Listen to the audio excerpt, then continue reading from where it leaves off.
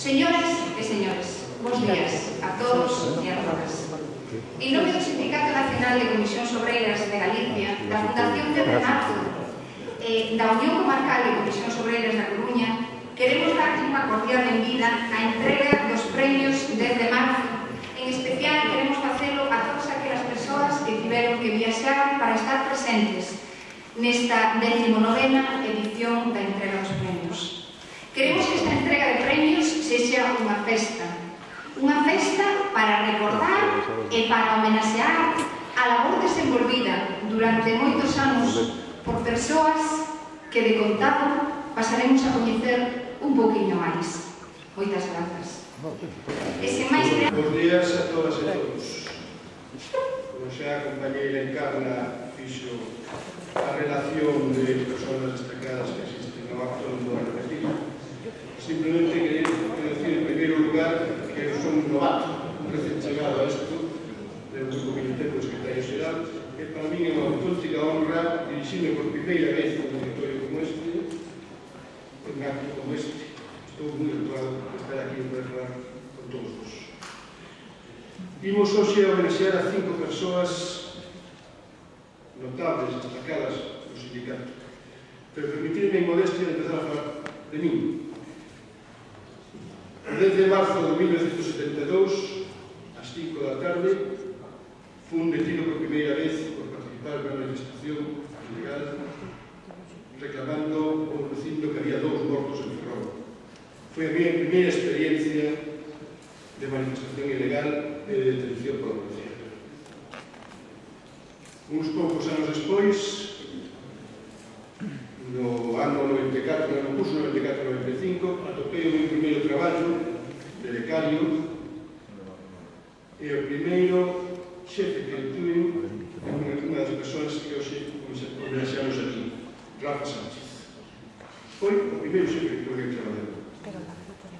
Pero máis que xefe, que eu nunca recordo como tal, foi un compañeiro, un amigo do que gardo moitísimos bons recordos. Recordar que a primeira manifestación legal na que participei, na que berrábamos unha cousa que decía libertação do soldado Tervino, foi justamente pouco despois da revolución do 25 de abril en Portugal, onde fomos nos 600 outro compañeiro, Rafa e eu, hasta Lisboa, a sentir aquel espírito de liberdade que nos non tiñemos. Daquela teño relación eu con Rafa. E o recordo sempre como un amigo, como un compañeiro e, sobre todo, como unha boa persoa.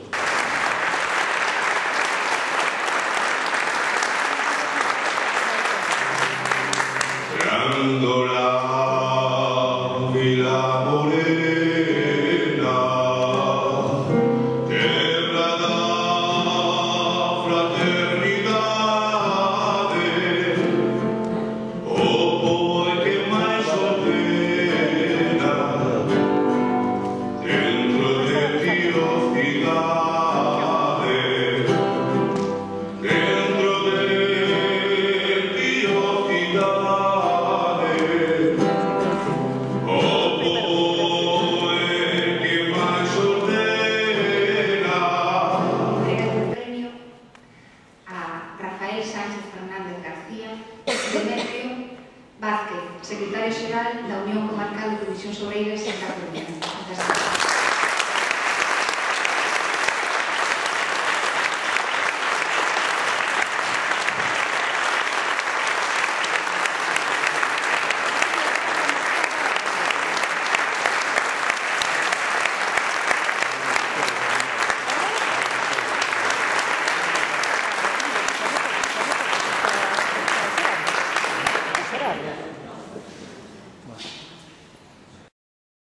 Simplemente creo que son unha persona que fixo na vida o que creía que debía facer e nada máis, é dicir, non creo que eso mereza tal, pero, bueno, como os crentes, pois, cando fan cousas boas e milagres, pois chegan a santos, eu creo que no ámbito laico isto debe ser así un pouco, polo menos, como se fora o chegar ao beaterio, non? Así que nada, moitas gracias.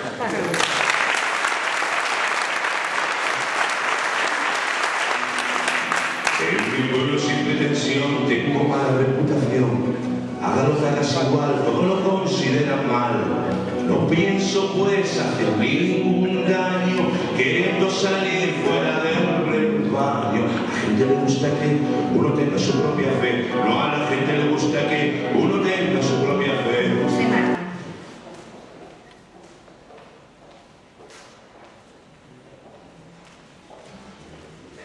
Entrega el premio.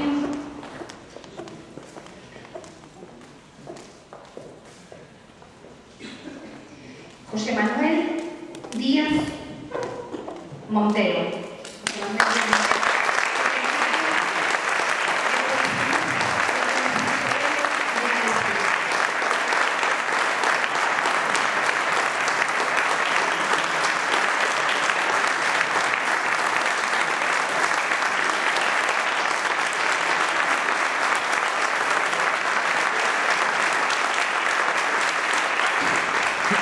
Creo que es el compromiso que yo he adquirido desde hace mucho tiempo, desde casi mi adolescencia. Por lo tanto, voy a seguir la brecha hasta el final. Con mis años que tengo ya encima, creo que vale la pena seguir y dejar por lo menos alguna huella para la juventud que viene detrás. Bueno, como no tengo mucho más que decir, quería hacer una referencia de las cosas que están muy mal, que es necesario seguir luchando de una manera coherente entre todos, porque tenemos una gran presión en este momento, que son los poderes económicos que están presionando enormemente a la clase obrera. Por lo tanto, yo quería hacer referencia aquí a un gran filósofo que nos ha dejado huella y nos ha enseñado un poco el camino para luchar de la clase obrera, de los trabajadores, que es el sentido del desarrollo de la lucha de clases en esta sociedad. Este es un señor que se llama Carlos Marx. Por favor. Parece que se ha perdido. Vamos a ver si lo encontramos entre todos. Creo que es muy necesario para poder seguir desarrollando esa lucha de clases y caminar hacia esa utopía que incluso... Vivo en un país libre, cual solamente puede ser libre. En este mundo y en este instante, y soy feliz porque soy gigante. A una mujer clara que hoy me ama sin pedir nada o casi nada, que no es lo mismo pero es igual. Y por si fuera poco, tengo mi canto que poco a poco muevo y creado habitando el tiempo como le cuadra a un hombre despierto. Soy feliz, soy un hombre feliz y quiero que me perdonen los muertos en este día por mi felicidad. Loli Montero.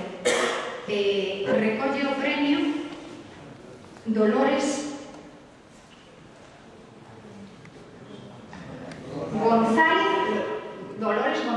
Lorenzo, secretaria xeral de Sanidade de Comisións Obreiras de Galicia, e entrégalle o premio José Manuel Sánchez Agrión, secretario xeral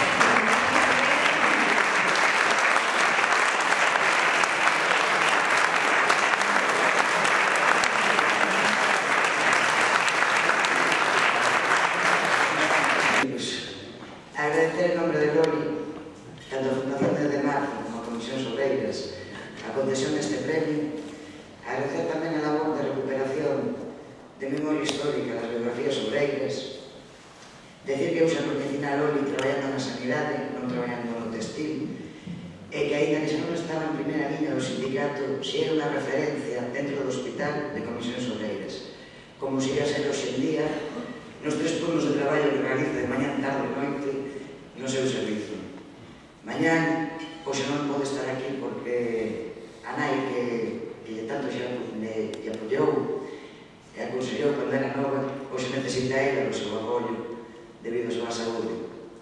Mañán, domingo pola mañán, irei entregarse este premio ao hospital na súa quenda de traballo e o aplauso que lle vendades aquí. Grazas.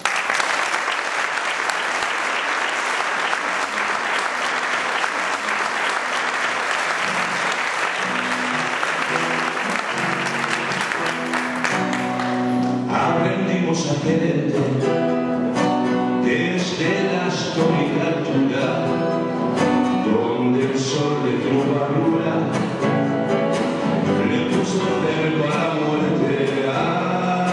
Aquí se queda la clara, la entrañable transparencia de tu querida presencia, comandante Che Guevara.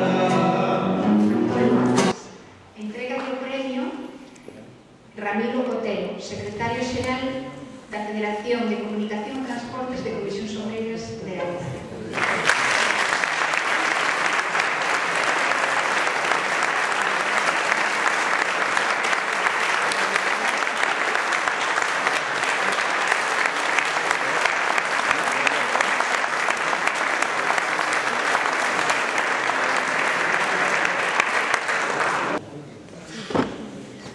Realmente faise difícil estar nunha situación como esta, cousa que agradezo enormemente, porque sen dúbida alguna non é falsa inmodestia, non penso que ao lado de aqueles que hoxe reciben precisamente este galardón, este reconhecimento, un non fixo nada, absolutamente nada.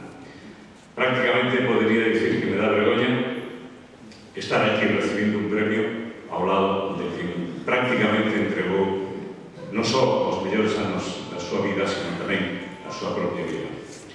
Centrábame un pouco neste acto o feito de escoitar, por exemplo, Grándola Vila Morena, cando todos estábamos aquí desexando parecernos de que vose mínimamente o povo portugués por ese paso adiante que deron eles naquele momento e que hoxe en día están dando outros povos do norte de África, povos árabes, para eles tamén desexo de ouro, neste caso concreto, como tamén para Portugal, evidentemente. Logo, pois, en boa medida tamén me centrou un pouco nesta situación o feito de escoitar que se falaba unha vez máis de Radio España Independente, unha emisora que escoitábamos na casa, porque meu pai sintonizaba concretamente cando vivíamos naquela, en Las Palmas de Gran Canaria, sempre baixinho, para que ninguén soubese que ele estaba escoitando a Pirenaica, que era como se lle coñecía anteriormente. Moitísimas grazas.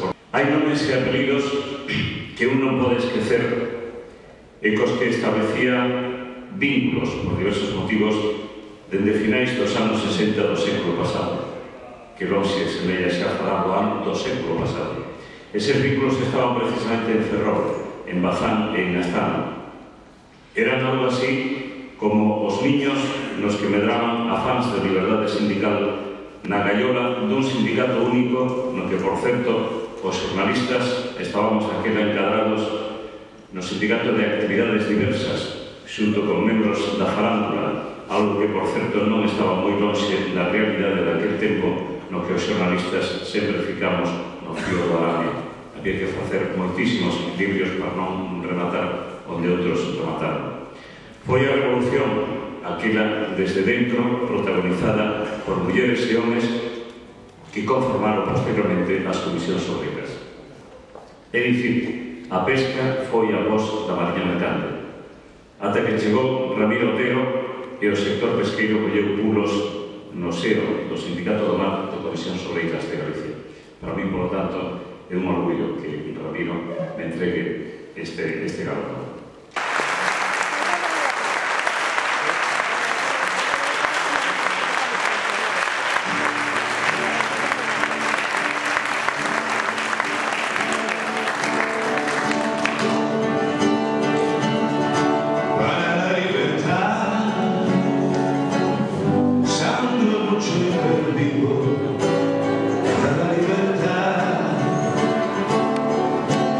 Mis ojos y mis manos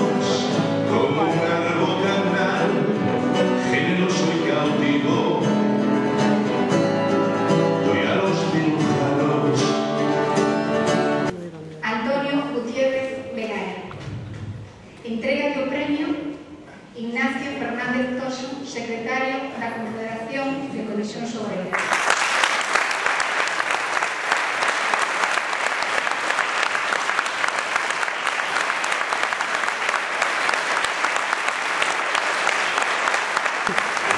Sinceramente, os estoy muy agradecido por haberme distinguido con este premio 10 de marzo, porque en primer lugar honra, en mi opinión, la memoria de uno de los episodios más determinantes de la lucha por la libertad, no solo sindical, por la libertad con mayúsculas de todos y por la democracia en España. Y al hacerlo también se honra la memoria de los protagonistas de aquel episodio, los que, además con su dedicación y con su coraje, no han hecho más que ennoblecer y enriquecer a lo largo de los años a las comisiones obreras de Galicia y también de toda España. Yo creo que el Sindicato Nacional tuvisteis un gran acierto al crear la fundación primero e institucionalizar estos premios, porque haciéndolo así habéis logrado traer cada año al presente aquellos acontecimientos del 72, vinculándolos con los anhelos del futuro inmediato. Yo creo que es la mejor manera de cultivar la memoria sin caer en la nostalgia. La nostalgia es enemiga de la memoria y hasta un freno para la historia. Los nostálgicos exclaman aquello de que cualquier tiempo pasado fue mejor. Esto es una falta de respeto y una estupidez. Falta de respeto a tantos hombres y mujeres en cualquier plano de la vida, no solamente de la lucha política, que dando lo mejor de sí mismos, con sus capacidades las que fueran, han hecho que el mundo vaya avanzando, vaya progresando. Cada nuevo tiempo no es peor, es más complejo que el anterior, claro que sí. Y a los hombres y mujeres que izquierdan particulares, por los que puedo hablar donde yo me ubico, esa complejidad nueva de cada tiempo, lejos de llevarnos a instalarnos en la melancolía, porque tal vez nuestros hijos vayan a vivir peor que nosotros, cosa que yo discuto, no es verdad exactamente.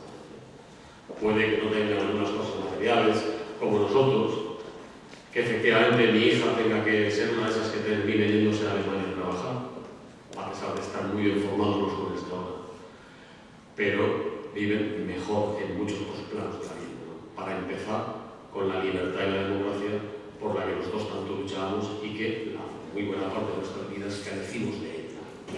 Agora damos a palabra a José Manuel Sánchez Aguión, secretario xeral do Sindicato Nacional de Comisións Obreiras de Galicia.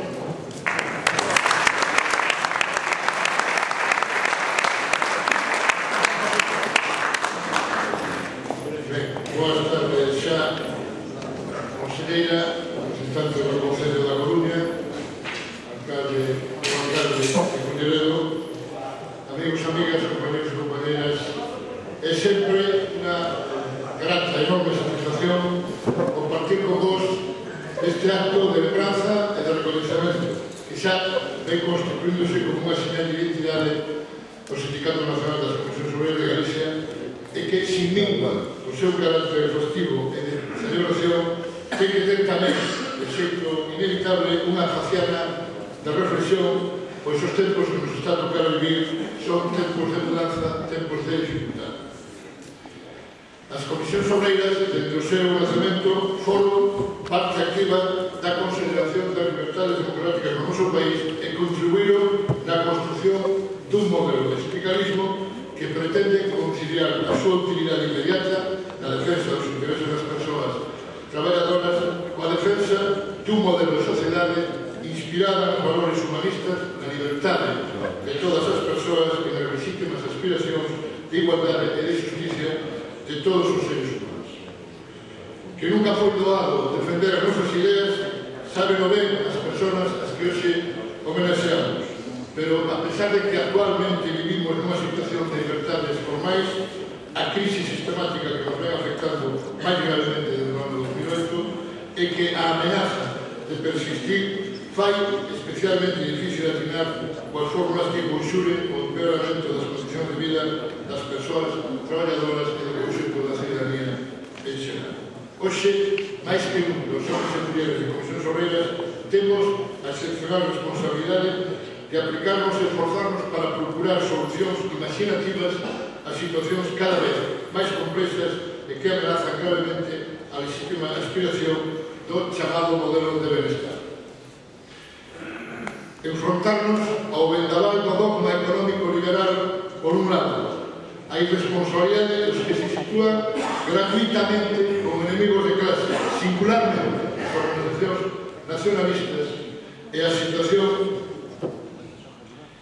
de escepticismo generalizado da ciudadanía incentivado por determinados sectores dos medios de comunicación de masas require agora máis que nunca da nosa dedicación, do noso esforzo e tamén a inteligencia de imaginación para estar á altura dos tempos que nos reclaman. O acordo asinado en materia de pensións e a reapertura de negociación sobre a reforma da elección colectiva poden ser un exemplo que nos ilusione porque proba a capacidade das comisións obreiras para impulsar en situacións difíciles solucións imaginativas. Para mí, pero nin os procesos negociadores que temos en marcha, nin os acordos que se acaden, concluen con nada de carácter definitivo. É preciso seguir innovando sen desmayo e seguir na procura de solucións para os novos retos que nos siguen agradando cada día. As situacións de crecente desigualdade, maior desprotección e elevada taxa de desemprego son a consecuencia dun culto irracional ao beneficio económico obtido de xeito especulativo. Estas situacións afectan cada vez máis a máis persoas e con maior virulencia, síntoma evidente de que a pendente desreguladora do sistema económico só pode concluir o abismo. Fronte a isto, temos que indignarnos, pero tamén ser prácticos para procurar cambiar esta tendencia.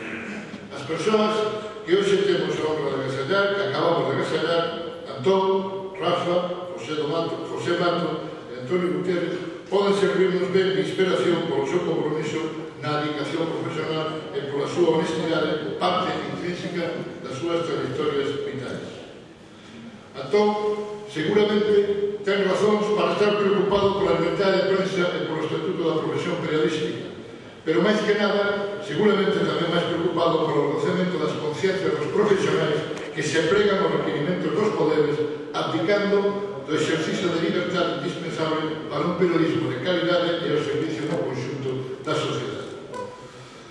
Rafael, compañero e amigo Rafa, podes ver con orgullo que o coñecemento do dereito pode ser utilizado a favor dos máis necesitados, significadamente as persoas inmigrantes, ainda que isto sexa un asunto que sempre inconcluso, no que as solucións definitivas depende de que o mundo sexa globalmente máis xusto e máis igualitario. Dolores e José vivirán posiblemente, probablemente, o paradoxo de ver que a súa loita sindical e política en condicións moito máis desfavorables foi máis fructífera e efectiva que a actual, que a pesar de desenvolverse en condicións de libertade formal, revélase como un proceso de resistencia desigual frente a un capitalismo carente de toda ética. Antonio, compañeiro e amigo de tantos anos e culminador do primeiro proceso de modernización das comisións obreiras, seguramente, e así o acabas de manifestar, verás con preocupación os retos que o día a día nos apremian para estar á altura das circunstancias. Correspóndenos a todos respostar aos que seguro son as vosas preocupacións, pero hoxe comprácenos compartir con vos a honra de ter sido e de seguir sendo persoas honestas ao servicio da sociedade na que vivides e darnos, sinceramente, gracias por termos a honra de que teñades aceptado o noso reconhecemento. Moitas gracias a todos. Manuel Sánchez Gallón, secretario xeral do Sindicato Nacional de Comisións Obreiras de Galicia. E agora imos dar a palabra ao secretario confederal de Comisións Obreiras, Ignacio Fernández Toxa. Boas tardes, amigos e amigas, conselleiras, conselleiros, amigos todos e todas de Comisións Obreiras e máis compañeros de Xoxe. Primeiro, agradecer a oportunidade da Fundación 10 de Marzo, o Sindicato Nacional de Galicia e Comisións Obreiras, a Unión Comarcal da Coruña, de estar hoxe aquí e, ademais, de permitirme facer a entrega a Antonio xunto cos outros 5 do premio que merecido acreedor. Igual termina sendo o último, o primeiro, o único secretario xeral de Comisións Obreiras homenaxeado en vida. E que vamos a ver se inauguramos unha etapa na que empezamos a reconocernos un pouco máis nos nosos orixens e nas persoas que fixeron posible que este sindicato siga sendo a primeira referencia dos traballadores e as traballadoras deste país. Coido que estamos no bo camiño e que non vamos a... Ese día tamén pasei por Vigo, e pasei por Vigo para despedir outra figura histórica do movimento obreiro galego. Non era un obreiro, era no seu orixe un rapaz de familia recoñecida, como se decía antes, acomodada, con un fondo prestixio na sociedade viguesa, logo universitario comprometido a través do Partido Comunista de España coa loita frente á dictadura. Me refiero a Enrique Curiel. Enrique Curiel deixounos moito antes do que tiña que marchar, pero deixou unha profunda enseñanza a través das súas conviccións, da súa loita comprometida pola fin da dictadura e o asentamento das libertades democráticas que tanto contribuíu no noso país. Logo voltei o día 10 no monumento en Ferrol, a ofrenda floral, pola tarde houve unha manifestación a que non puiden quedarme, e ali arranca aquel 10 de marzo do ano 72, o que hoxe estamos aquí celebrando na cidade da Coruña. Perto de 40 anos, 39, daqueles tráxicos acontecimentos do asesinato, porque foi un asesinato de 2 traballadores, como puideron ser moitos máis, por defender os seus dereitos e a conquista das libertades democráticas, sindicais incluídas. Daniel e Amador, que permanecerán para sempre na memoria dos traballadores e traballadoras de Galicia.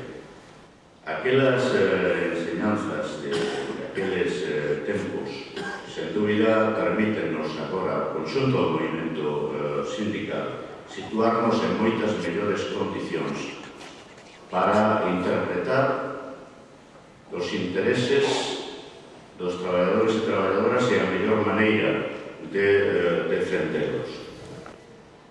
Hai un intento indisimulado de invadir desde institucións que teñen un déficit democrático moi importante espacios que ata agora estaban reservados á acción dos gobernos nacionais e incluso espacios que nin de a acción nin do campo de acción dos gobernos nacionais teñense por que invadir nun.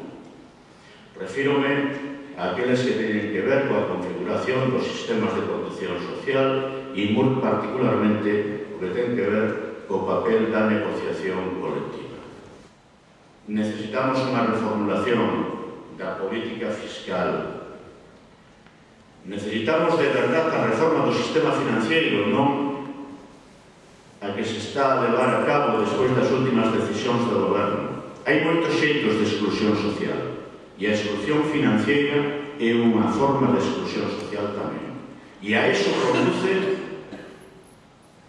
a política que se está a aplicar en relación coas caixas de aforro. Perda de presencia da obra social, bancarización do sistema de caixas, desnaturalización de esa parte fundamental do sistema financiero no noso país.